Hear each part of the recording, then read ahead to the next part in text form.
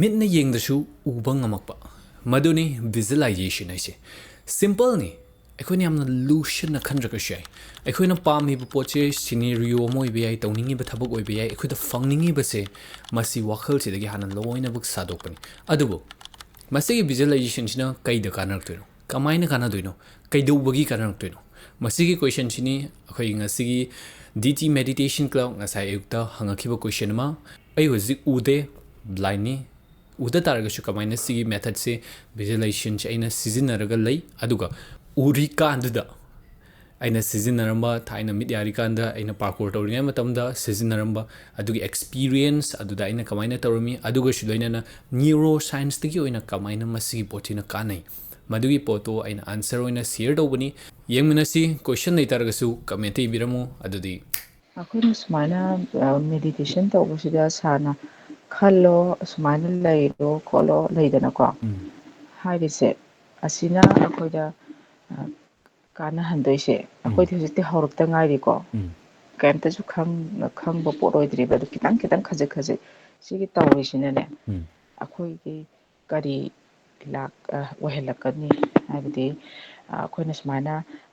akhoi gi mamanga gi ahan ngeina nangwanda nakhuta kanoma piramena khalo pirame pose ai wakhanda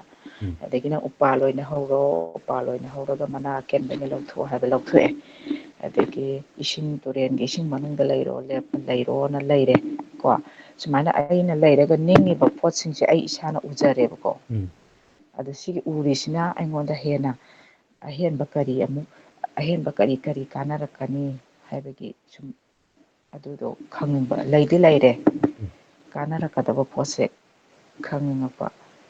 haidi sigi mayam de yamsalakani dana khoi sije sum sana ama visualize haidura sigi pose mala helaise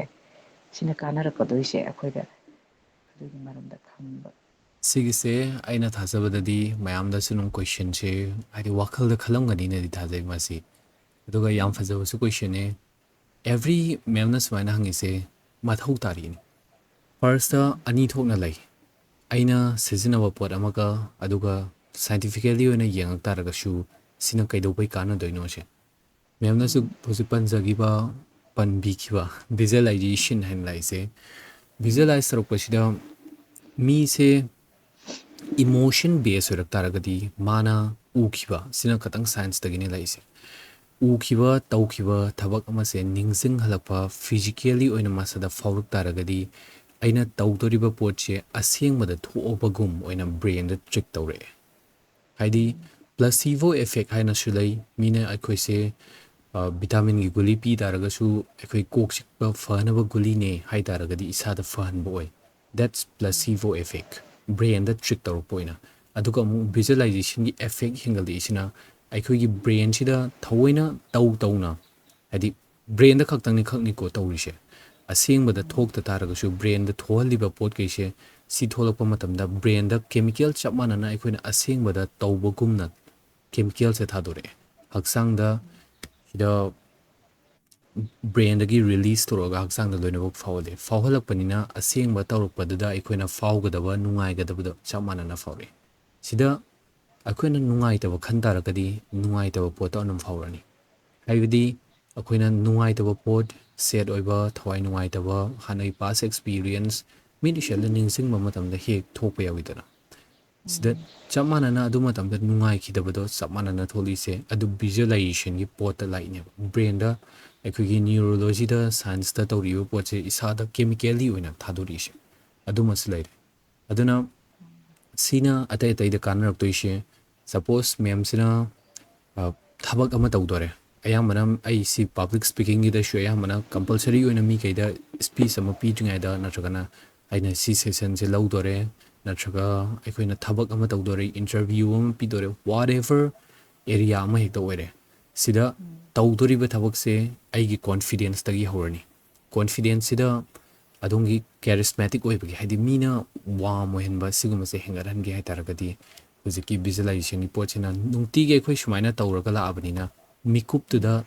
minute ama ni tang minute shalaga tawda lairani suppose I say interview ma sang ai huji bau daw ya ba ma whatever any interview pi ba ꯑꯂꯨꯕ ꯑꯣꯏꯕ ꯌꯥꯏ ꯏꯆꯝ ꯆꯝꯕ ꯑꯣꯏꯕ ꯌꯥꯏ ꯂꯣꯏꯅꯃꯛ ꯃꯤ ꯀꯩꯅ ꯅꯨꯡꯁꯤꯅ response ꯄꯤꯔꯛꯄ ꯑꯗꯨꯒ ꯃꯥꯏ ꯄꯥꯛꯄꯁꯨ ꯂꯣꯏꯅꯃꯛ ꯌꯥꯎꯏ ꯁꯤꯗ ꯑꯩꯅ ꯏꯟꯇꯔꯚ꯭ꯌꯨꯁꯦ ꯆꯪꯗ꯭ꯔꯤꯉꯩꯗ ꯃꯤꯒꯤ ꯃꯃꯥꯏꯈꯩꯁꯦ ꯃꯤꯒꯤ ꯃꯥꯏꯊꯣꯡꯈꯩ ꯃꯤꯒꯤ ꯈꯣꯟꯖꯦꯜꯈꯩꯁꯦ ꯌꯥꯝꯅ ꯍꯔꯥꯎ ꯍꯔꯥꯎꯅ ꯑꯩꯁꯦ ꯇꯔꯥꯝ ꯇꯔꯥꯝ ꯅꯣꯛꯑꯦ ꯃꯣꯏꯒ ꯑꯩꯒ ꯄꯨꯟꯕ ꯃꯇꯝꯁꯤꯗ ꯃꯣꯏꯁꯤ ꯌꯥꯝꯅ ꯅꯨꯡꯉꯥꯏꯅ ꯃꯣꯏꯒꯤ ꯔꯤꯂꯦꯛꯁ ꯑꯣꯏꯅ ꯃꯁꯥꯁꯦ ꯚꯤꯖꯨꯑꯂꯥꯏꯁ ꯇꯧꯊꯣꯛꯑꯦ ꯁꯤ ꯇꯧꯔꯛꯄꯁꯤꯅ ꯑꯩꯉꯣꯟꯗ ꯀꯩꯗꯧꯔꯛꯏꯗ ꯑꯩꯒꯤ ꯍꯛꯆꯥꯡꯁꯤꯗ ꯀꯦꯃꯤꯀꯦꯜꯗꯤ ꯑꯣꯏꯅ ꯊꯥꯗꯣꯔꯛꯑꯦ ꯀꯦꯃꯤꯀꯦꯜꯁꯦ ꯀꯦꯃꯤꯀꯦꯜ ꯑꯣꯏꯅ ꯀꯦꯃꯤꯀꯦꯜ ꯊꯥꯗꯣꯔꯛꯑꯗꯤ ꯃꯣꯏꯅ ꯅꯨꯡꯉꯥꯏꯕꯒꯤ ꯃꯁꯛ ꯀꯩꯗꯣ ꯎꯔꯕꯅꯤꯅ ꯑꯩꯒꯤ ꯋꯥꯈꯜꯁꯤꯗ ꯍꯛꯆꯥꯡꯁꯤꯗ ꯏꯁꯇ꯭ꯔꯦꯁꯁꯦ ꯂꯩꯔꯛꯇ꯭ꯔꯕꯅꯤꯅ ꯀꯣꯟꯐꯤꯗꯦꯟꯗꯣ ꯍꯦꯟꯅ ꯑꯣꯏꯔꯛꯑꯦ ꯑꯣꯇꯣꯃꯦꯇꯤꯀꯦꯜꯂꯤ ꯆꯪꯕ ꯃꯇꯝꯗ ꯏꯟꯇꯔꯚ꯭ꯌꯨꯗꯣ ꯄꯤꯕ ꯃꯇꯝꯗ ꯑꯩꯁꯦ ꯔꯤꯂꯦꯛꯁ ꯑꯣꯏꯔꯕꯅꯤꯅ ꯀꯣꯏꯁꯟ ꯑꯃ ꯍꯪꯉꯛꯄ ꯌꯥꯏ ꯑꯃ ꯍꯪꯉꯛꯄ ꯌꯥꯏ ꯑꯩꯉꯣꯟꯗ ꯈꯪꯗꯕ ꯄꯣꯠ ꯑꯃ ꯍꯪ ꯇꯥꯔꯒꯁꯨ ꯈꯪꯗꯦ ꯍꯥꯏꯅ ꯁꯦꯡꯅ ꯍꯥꯏꯗꯣꯛ ꯇꯥꯔꯒꯁꯨ ꯃꯤꯒꯤ ꯋꯥꯔꯝ ꯑꯣꯏꯕ ꯅꯦꯆꯔꯗꯨꯗ ꯑꯩꯅ ꯋꯥꯔꯝ ꯑꯣꯏꯅ ꯑꯗꯨꯝ ꯄꯤꯔꯕꯅꯤꯅ ꯃꯣꯏꯗ ꯍꯦꯟꯅ ꯅꯨꯡꯉꯥꯏꯔꯦ ꯑꯣꯕꯚꯤꯌꯁꯂꯤ ꯑꯗꯨꯅ ꯀꯦꯔꯤꯁꯃꯦꯇꯤꯛ ꯑꯣꯏꯕꯁꯦ ꯑꯃꯨꯛ ꯍꯦꯟꯒꯠꯂꯦ ꯁꯨꯃꯥꯏꯅ ꯑꯃꯨꯛ ꯇꯧꯕ ꯌꯥꯏ ꯑꯗꯨꯗꯒꯤ ꯁꯤꯅ ꯑꯗꯣꯝꯁꯤꯅ ꯊꯕꯛ ꯑꯃ ꯁꯦꯝꯗꯣꯔꯦ ꯁꯥꯗꯣꯔꯦ ꯁꯤꯅ ꯄ꯭ꯔꯗꯛ ꯋꯥꯏꯁꯅꯤꯀꯣ ꯈꯨꯠꯅ ꯗꯥꯏꯔꯦꯛ ꯄꯨꯊꯣꯔꯛꯀꯗꯕ ꯁꯤꯗꯤ ꯑꯩꯅ ꯊꯥꯏꯅꯗꯒꯤ ꯚꯤꯖꯨꯑꯂꯥꯏꯖꯦꯁꯟ ꯀꯩꯅꯣ ꯍꯥꯏꯅ ꯈꯪꯗ꯭ꯔꯤꯉꯩꯗꯒꯤ ꯗꯥꯏꯔꯦꯛ ꯑꯦꯛꯁꯄꯤꯔꯤꯌꯦꯟꯁ ꯑꯣꯏꯅ ꯇꯧꯔꯒ ꯑꯗꯨꯝ ꯂꯥꯛꯄ ꯑꯦꯛꯁꯄꯤꯔꯤꯌꯦꯟꯁ ꯍꯥꯏꯗꯤ ꯁꯤꯒꯤ ꯀꯦꯔꯤꯁꯃꯦꯇꯤꯛ ꯑꯣꯏꯕꯒꯤ ꯏꯟꯇꯔꯚ꯭ꯌꯨꯒꯤꯁꯤꯗꯤ ꯀꯣꯟꯅ ꯄꯥꯕ꯭ꯂꯤꯛ ꯁ꯭ꯄꯤꯀꯤꯡꯒꯤ ꯃꯔꯝꯗ ꯈꯪꯉꯛꯑꯀꯥꯟꯗ ꯇꯝꯃꯛꯑꯀꯥꯟꯗ ꯍꯦꯟꯅ ꯁꯨꯃꯥꯏꯅꯁꯨ ꯁꯤꯅ ꯌꯥꯕꯣꯏꯔꯦꯅ ꯈꯪꯉꯛꯄ ꯑꯗꯨꯕꯨ ꯄ꯭ꯔꯗꯛ ꯑꯣꯏꯅ ꯁꯤꯖꯤꯟꯅꯔꯛ ꯇꯥꯔꯒꯗꯤ ꯑꯩꯅ ꯑꯦꯚ꯭ꯔꯤ ꯚꯤꯗꯤꯑꯣ ꯏꯗꯤꯠ ꯇꯧꯔꯛꯄꯁꯦ ꯑꯩ ꯆꯍꯤ ꯇꯔꯥꯍꯨꯝꯗꯣꯏꯃꯨꯛꯇꯤ ꯁꯨꯔꯛꯑꯃꯅꯤ ꯑꯩꯅ ꯈꯟꯕꯗ ꯇꯔꯥꯃꯥꯊꯣꯏꯃꯨꯛ ꯑꯗꯥꯏꯃꯨꯛꯀꯤ ꯆꯍꯤꯁꯤꯗꯒꯤ ꯚꯤꯗꯤꯑꯣ ꯏꯗꯤꯠ ꯇꯧꯕ ꯅꯝꯕ ꯁꯨꯃꯥꯏꯅ ꯇꯧꯔꯛꯄꯁꯤꯗ ꯚꯤꯗꯤꯑꯣꯁꯦ ꯅꯝꯗ꯭ꯔꯤꯉꯩꯗꯒꯤ ꯑꯩꯅ ꯚꯤꯗꯤꯑꯣꯗꯣ ꯏꯗꯤꯠ ꯇꯧꯕ ꯂꯣꯏꯕꯒꯤ ꯁꯤꯟꯁꯦ ꯎꯏꯕ ꯍꯥꯏꯕꯗꯤ ꯁꯨꯃꯥꯏꯅ ꯊꯣꯛꯂꯛꯑꯅꯤ ꯑꯩꯅ ꯃꯤꯁꯦ ꯁꯨꯃꯥꯏꯅ ꯇꯥꯟꯅꯔꯒ ꯁꯨꯃꯥꯏꯅ ꯅꯝ ꯇꯥꯔꯒꯗꯤ ꯁꯨꯃꯥꯏꯅ ꯁꯣꯝꯗꯒꯤ ꯖꯒꯥ ꯆꯥꯔꯛꯑꯗꯤ ꯁꯤꯟꯁꯦ ꯁꯨꯃꯥꯏꯅ ꯀꯣꯛꯁꯤꯗ ꯂꯣꯏꯅꯃꯛ ꯂꯥꯏꯟꯗꯣ ꯎꯊꯣꯔꯛꯄ ꯆꯞ ꯃꯥꯟꯅꯅ ꯍꯧꯖꯤꯛꯁꯨ ꯏꯁꯩ ꯁꯦꯝꯕ ꯃꯇꯝꯗ ꯑꯩꯅ ꯁꯤꯗꯩ ꯁꯤ ꯍꯥꯞꯄꯒꯗꯤ ꯁꯨꯃꯥꯏꯅ ꯃꯊꯟꯇ ꯊꯣꯛꯂꯛꯏ ꯁꯨꯃꯥꯏꯅ ꯇꯧꯔꯅꯤ ꯄ꯭ꯔꯗꯛꯁꯦ ꯂꯣꯏꯅꯃꯛ ꯊꯣꯛꯂꯛꯑꯅꯤ ꯀꯣꯛꯁꯤꯗ ꯂꯣꯏꯔꯛꯄꯒꯤ ꯑꯥꯎꯠꯀꯝꯗꯣ ꯎꯔꯛꯄ ꯑꯥꯎꯠꯀꯝꯗꯣ ꯎꯔꯕꯅꯤꯅ ꯔꯤꯖꯜꯇꯣ ꯎꯔꯕꯅꯤꯅ ꯑꯩꯈꯣꯏꯅ ꯇꯧꯗꯣꯔꯤꯕ ꯄꯣꯠꯇꯣ ꯀꯔꯝꯃꯥꯏꯅ ꯂꯥꯛꯇꯣꯏꯅꯣ ꯀꯃꯥꯏꯅ ꯇꯧꯔꯒ ꯂꯥꯛꯇꯣꯏꯅꯣ ꯈꯪꯕ ꯂꯥꯏꯔꯛꯇꯣꯏꯕ ꯑꯗꯨꯕꯨ ꯁꯤꯒꯤ ꯁꯤꯟꯁꯦ ꯑꯩꯅꯗꯤ ꯑꯩꯒꯤ ꯀꯣꯛꯇꯗꯤ ꯈꯪꯖꯔꯦ ꯊꯥꯏꯅꯗꯒꯤ ꯁꯨꯃꯥꯏꯅ ꯂꯥꯛꯄ ꯌꯥꯏ ꯁꯨꯃꯥꯏꯅ ꯇꯧꯕ ꯌꯥꯏ ꯑꯗꯨꯕꯨ ꯃꯤꯉꯣꯟꯗ ꯃꯤꯠ ꯎꯏꯁꯜꯂꯒ ꯈꯜꯂꯣ ꯍꯥꯏꯕ ꯃꯇꯝꯗꯗꯤ ꯍꯦꯛꯇ ꯊꯣꯛꯄ ꯄꯣꯠꯇꯤ ꯑꯣꯏꯔꯝꯗꯦ ꯅꯍꯥꯟ ꯑꯩꯈꯣꯏ ꯄꯥꯔꯁꯣꯅꯦꯜꯂꯤ ꯑꯣꯏꯅ ꯄ꯭ꯔꯥꯏꯚꯦꯠ ꯑꯣꯏꯅ ꯃꯦꯝ ꯅꯤꯇꯥ ꯍꯣꯏ ꯀꯩꯀꯥ ꯇꯧꯕꯗꯨꯗ ꯃꯥꯅꯁꯨ ꯍꯥꯟꯅ ꯚꯤꯖꯨꯑꯂꯥꯏꯖꯦꯁꯟ ꯁꯨꯃꯥꯏꯅ ꯇꯧꯕꯁꯦ ꯄꯥꯛꯅ ꯊꯣꯛꯂꯛꯇꯦ ꯍꯧꯖꯤꯛꯄꯨꯗꯤ ꯃꯌꯦꯛ ꯁꯦꯡꯅ ꯎꯕ ꯉꯝꯃꯦꯅ ꯍꯥꯏ ꯃꯦꯝꯅꯁꯨ ꯉꯁꯥꯏ ꯈꯨꯠꯇ ꯄꯤꯔꯛꯑꯦ ꯀꯩꯅꯣ ꯇꯧꯔꯛꯑꯦ ꯍꯥꯏꯕꯗꯨ ꯎꯔꯛꯄꯒꯨꯝꯅ ꯑꯗꯨꯃꯥꯏꯅ ꯃꯤꯗꯣ ꯎꯔꯝꯗꯕꯗꯣ ꯑꯩ ꯀꯣꯛꯁꯤꯗ ꯑꯩꯗꯤ ꯍꯦꯛꯇ ꯃꯊꯟꯗꯒꯤ ꯑꯩꯒꯤ ꯇꯥꯏꯞꯇ ꯋꯥꯈꯜꯁꯦ ꯑꯗꯨꯝ ꯈꯜꯂꯨꯕꯗꯣ ꯑꯗꯨꯅ ꯃꯤꯒꯤꯗꯁꯨ ꯃꯦꯝꯗꯁꯨ ꯁꯤꯗ ꯂꯩꯔꯤꯕ ꯃꯌꯥꯝꯁꯤꯗꯁꯨ ꯊꯕꯛ ꯑꯃ ꯆꯪꯉꯝꯗꯥꯏ ꯊꯕꯛ ꯑꯃ ꯇꯧꯔꯝꯗꯥꯏ ꯏꯁꯥꯗ ꯀꯣꯟꯐꯤꯗꯦꯟꯁ ꯍꯦꯟꯅ ꯍꯦꯟꯒꯠꯍꯟꯒꯦ ꯏꯁꯥꯗ ꯃꯤꯁꯦ ꯍꯦꯟꯅ ꯋꯥꯔꯝ ꯑꯣꯏꯍꯟꯒꯦ ꯅꯨꯡꯉꯥꯏꯍꯟꯒꯦ ꯍꯥꯏꯇꯥꯔꯒꯗꯤ ꯚꯤꯖꯨꯑꯂꯥꯏꯖꯦꯁꯟꯁꯦ ꯈꯨꯗꯛꯇ ꯁꯤꯖꯤꯟꯅꯕ ꯉꯝꯍꯟꯗꯣꯏꯕ ꯑꯗꯨꯒꯁꯨ ꯍꯤꯂꯤꯡ ꯑꯣꯏꯅ ꯄꯣꯔꯛꯀꯦ ꯍꯥꯏꯇꯥꯔꯒꯁꯨ ꯃꯁꯤꯒꯤ ꯄꯣꯠꯁꯤꯅ ꯂꯥꯏꯍꯜꯂꯛꯄ ꯍꯧꯖꯤꯛꯀꯤ ꯃꯦꯝꯒꯤ ꯑꯩꯈꯣꯏꯒꯤ ꯊꯥꯏꯅꯒꯤ ꯏꯄꯥ ꯏꯄꯨꯅ ꯆꯥꯟꯕꯤꯔꯛꯄ ꯊꯧꯖꯥꯜ ꯇꯧꯔꯛꯄ ꯕ꯭ꯂꯦꯁꯤꯡ ꯄꯤꯔꯛꯄ ꯃꯣꯏꯅ ꯄꯤꯔꯛ ꯇꯥꯔꯒꯗꯤ ꯑꯩꯅ ꯑꯃꯨꯛ ꯍꯥꯏꯅꯤꯡꯉꯤꯕ ꯑꯦꯗꯚꯥꯏꯁ ꯅꯠꯇ꯭ꯔꯒꯅ ꯇꯧꯅꯤꯡꯉꯤꯕ ꯄꯣꯠꯇꯣ ꯍꯦꯟꯅ ꯃꯔꯨ ꯑꯣꯏꯅ ꯍꯥꯏꯗꯤ ꯚꯦꯂꯨꯑꯦꯕꯜ ꯍꯦꯟꯅ ꯑꯣꯏꯍꯜꯂꯤꯗꯅ